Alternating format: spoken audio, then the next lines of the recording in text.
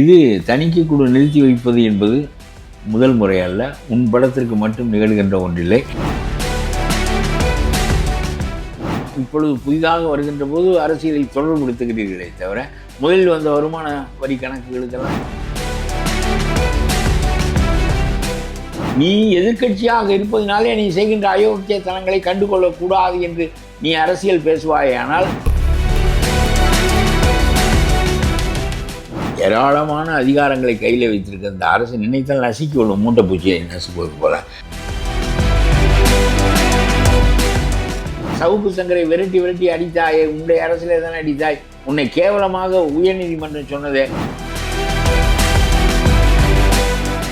அதிமுகவினுடைய வாக்கை பிரிக்கிறாரா திமுகவினுடைய வாக்கை பிரிக்கிறாரா என்பது ஒரு கேள்வி இருக்கிறது. வெளிவந்தால் தான் தெரியும். சும்மா இந்த சீமானை போல விளங்காத்தனமாக பேசுகின்ற மனிதர்கள் இல்லை. நாம் திராவிடம் என்கிற திராவிடத்தின் ஒரு கூறு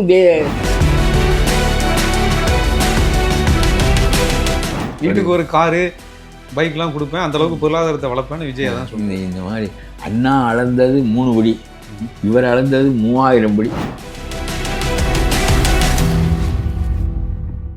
வணக்கம் திங் தமிழா நேயர்களே, நம்மோடு இன்று இணைந்திருப்பவர் தமிழ்நாடு தன்னுரிமை கழகத்தின் நிறுவனர் பழக்கருப்பியா அவர்கள். வணக்கம் சார். எலெக்ஷன் சூடு பிடிச்சதுலேருந்து அமித்ஷா மோடி அவர்கள்லாம் தொடர்ந்து இங்கே வந்துக்கிட்டே இருக்காங்க, வந்தவனமாக இருக்காங்க. ஃப்ளைட்டு பறந்துக்கிட்டே இருக்கு டெல்லியிலேருந்து. இங்கே உண்மையிலே இந்த ஜனநாயகன் படத்தை தடை பண்ணுறது, அப்புறம் இந்த கரூர் இஷ்யூ, இதெல்லாம் சேர்த்து விஜயை கூட்டணிக்கு இழுக்கிறதுக்கு பிஜேபி முயற்சி பண்ணுதா? சரி, அவர் டெல்லிக்கு இழுக்கப்பட்டதுக்கான காரணத்தை முதலில் பார்ப்போம். சிபிஐ அவர் இழுத்திருக்கிறது. அந்த சிபிஐ மைய அரசின் கீழே செயல்படுகின்ற அமைப்பு என்றாலும் அந்த அமைப்பு இப்பொழுது உச்சநீதிமன்றத்தின் கட்டளையின்படி செயல்படுகின்ற அமைப்பே தவிர இதில் மத்திய அரசாங்கத்திற்கு ஒரு வேலையும் கிடையாது. ஒன்று. ரெண்டாவது, இது சுப்ரீம் கோர்ட் உத்தரவின் பேரில் தான் இந்த விசாரணை நடைபெறுகிறதே தவிர இவர் தான் சுப்ரீம் கோர்ட்டுக்கு போனவரே தவிர இதிலே மைய அரசு கரூர் தொடர்பாக விசாரித்து அவரை உள்ளே எடுப்பதற்கு நெருக்கடி கொடுக்கிறது என்பதற்கு ஒரு பொருளே கிடையாது. ஒருவேளை கரூரில் போய் ரகசியமாக எதுவும் பேசலாம்ல? இல்லை, இந்த வழக்கை பொறுத்தவரையிலும் அழுத்தம் கொடுப்பதற்கு ஒன்றும் கிடையாது.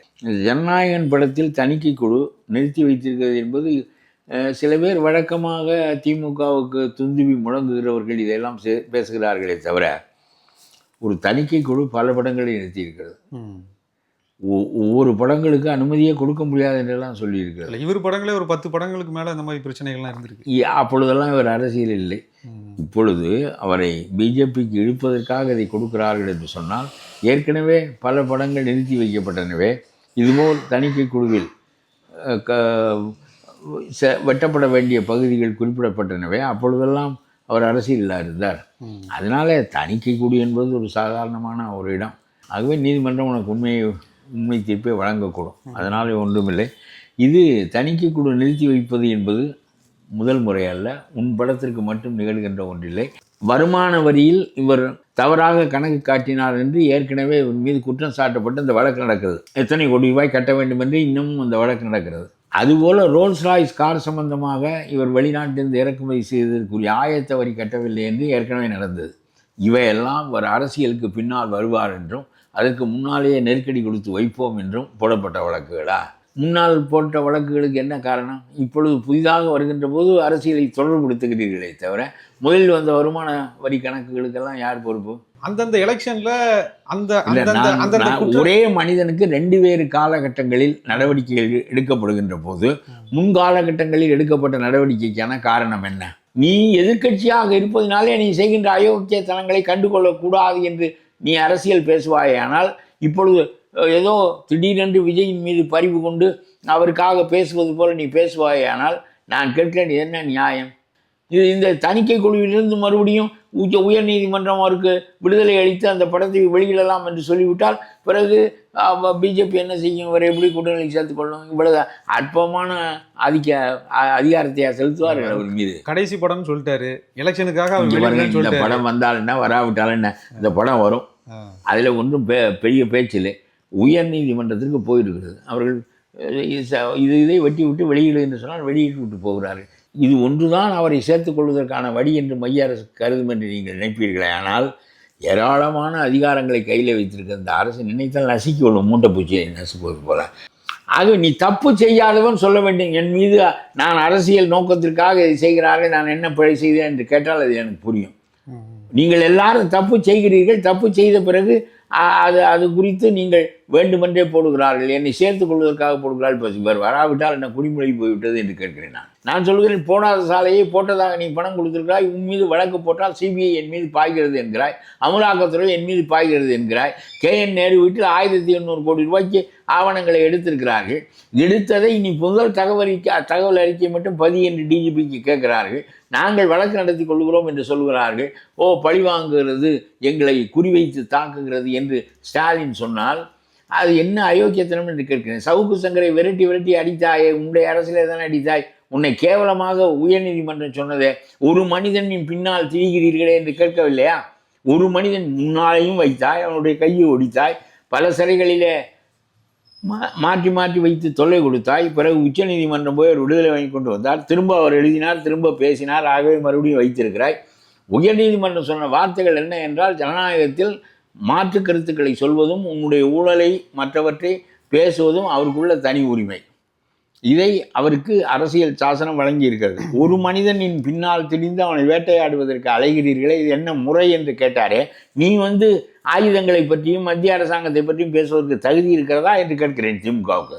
கரூர் நெருக்குதலுக்கு உச்சநீதிமன்றத்தின் விசாரணை அடிப்படை, அதற்காக அவர் டெல்லிக்கு அழைக்கப்பட்டிருக்கிறார். சட்டத்தின்படி அரசியல் தலைவர்களின் மீது எந்த நடவடிக்கை எடுக்கக்கூடாதா? ஆகவே அது தணிக்கை நிறுவனம் என்பது எல்லாரின் மீதும் எடுப்பதைத்தான் மீதும் எடுத்திருக்கிறது. ஆகவே அதை சொல்லிவிட்டு உயர்நீதிமன்றத்திற்கு போயிருக்கிறாய், வா நான் சொல்லுகிறேன், உன்னை நிறுத்தி வைத்தது நல்லது. அப்படி நிறுத்தப்படுவதற்குரிய அளவுக்கு அந்த படத்தில் என்ன இருக்கிறது என்று 2 மடங்கு ஆவலோடு மக்கள் படம் பார்க்க வருவார்கள். 100 பேர் வருவதற்கு பிறகு 200 பேர் வருவான். இதெல்லாம் என்ன பேச்சு என்று அரசியல். அதிமுகவினுடைய வாக்குகளை பிரிக்கிறதுக்கு வாய்ப்பு இருக்குன்னு அவங்க பயப்படுறாங்களா? ஒருவேளை அதிமுகவினுடைய வாக்கை பிரிக்கிறாரா, திமுகவினுடைய வாக்கை பிரிக்கிறாரா என்பது ஒரு கேள்வி இருக்கிறது. வெளிவந்தால் தான் தெரியும்.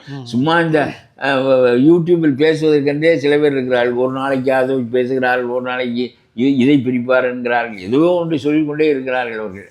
அதெல்லாம் உண்மை என்ன என்பது வாக்குச்சாவடிகள் வெளிப்படுத்துகின்ற உண்மையிலிருந்து தான் தெரிந்து கொள்ள முடியுமே தவிர. சர்வேலாம் பயங்கரமாக எடுத்து போட்டிருக்காங்கல்ல, அவர் 3வது இடம் வர வாய்ப்பு. சர்வே மாதிரி ஒரு பித்தலாட்டம் உலகத்தில் கிடையாது. இந்த லயோலா காலேஜ் பித்தலாட்டம் எத்தனை தடவை வெளிப்பட்டிருக்கிறது, எத்தனை தடவை யார் ஆட்சிக்கு வருவார்கள், யார் வரமாட்டாங்க, இதெல்லாம்.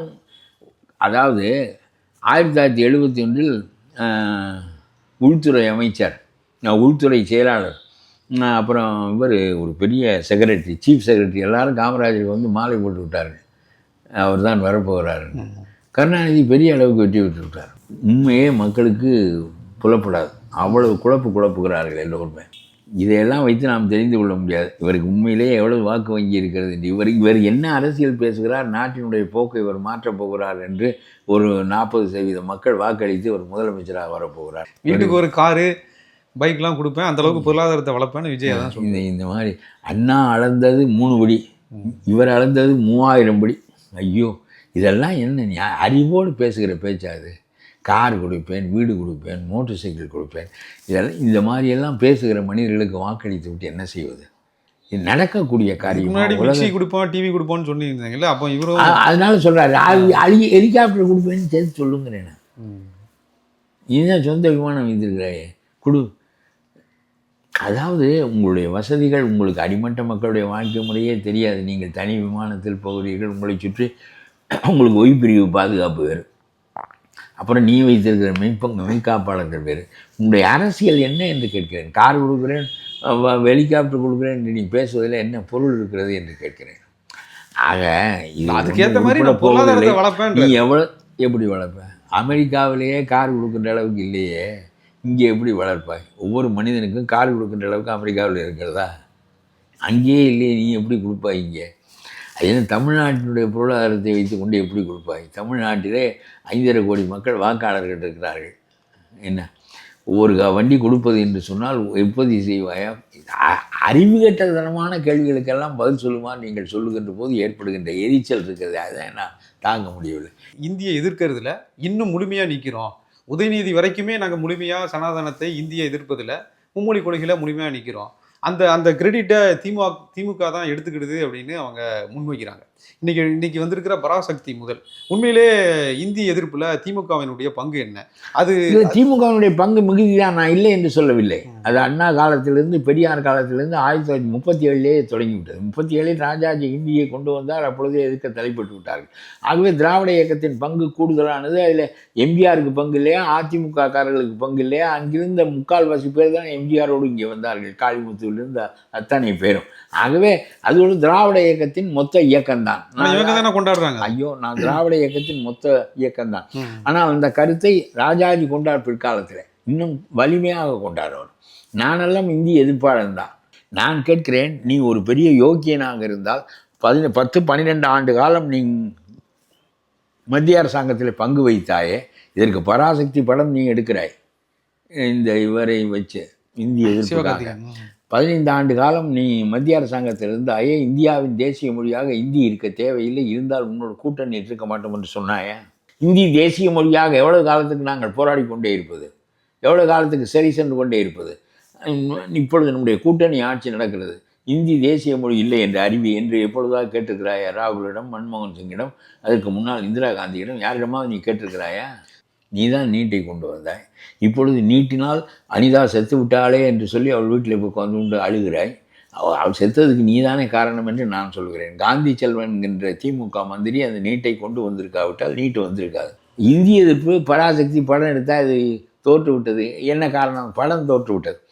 இந்திய எதிர்ப்பு என்பது எத்தனையோ பேருடைய கொள்கை. சமஸ்கிருத எதிர்ப்பு நானும் தான் செய்கின்றேன். இந்த சீமானை போல விளங்காத்தனமாக பேசுகின்ற மனிதர்கள் இல்லை. நாம் திராவிடம் திராவிடம் என்கிற திராவிடத்தின் ஒரு கூறு தமிழ் பெற்ற மொழிகள் தானே அவை. நம்முடைய பெருமையா சிறுமையா? அந்த ஆளுக்கு அறிவும் இல்லை, ஒன்றும் இல்லை.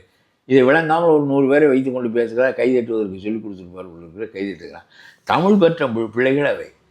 இந்திய நாகரிகங்கள் 2 தான், ஒன்று திராவிட நாகரிகம், இன்னொன்று ஆரிய நாகரிகம். சீதாராமனுக்கு கூட அது புரியவில்லை. நான் சொல்லுகிறேன், இந்த சண்டை போட வேண்டாம், இது உண்மை, வரலாற்று உண்மை. நான் சொல்லுகிறேன், நாம் ஒருவரோடு இணக்கமாக இருப்பதற்கு நீங்கள் உங்களுடைய மதத்தை வேத மதம் என்று வைத்துக் கொள்ளுங்கள். சீமான் என்ன சொல்றாரு?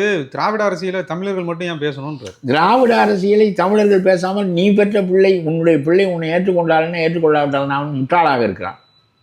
வரலாறுகளை படிப்பதில்லை, ஆய்வுகளை படிப்பதில்லை. ஆகவே அவனுக்கு அது தெரியவில்லை. அவன் என்ன நினைக்கிறான்? தமிழ் பெற்றது என்று சொன்னால் அது நமக்கு கொஞ்சம் குறைச்சல், அப்புறம் காவிரியில் குழு தண்ணி கேட்டாலும் கேட்பான் என்று அவன் நினைக்கிறான். அந்த மடையன் நினைக்கிறான்.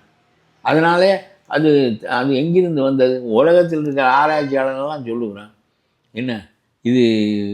நாம் தண்ணி என்று சொல்லுகிறோம், அவன் வெள்ளம் என்று சொல்லுகிறான், நான் என்று சொல்லுகிறோம், அவன் ஞான் என்று சொல்லுகிறான். என்ன பெரிய வேறுபாட்டை நீ கண்டுபிடித்து விட்டாய்? இந்த அரசாங்கத்துக்கு அறிவில்லை.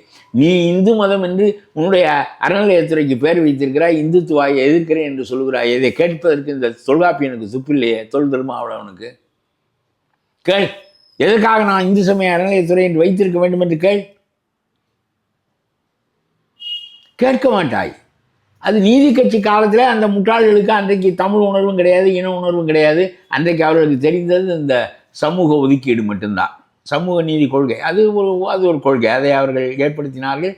பார்ப்பனர் அல்லாதாருடைய இயக்கத்தின் மூலமாக அவர்கள் படிப்பதற்கும் வேலைவாய்ப்பு பெறுவதற்கும் ஒவ்வொருவருக்கும் ஒரு சிறப்பு இருக்குங்க.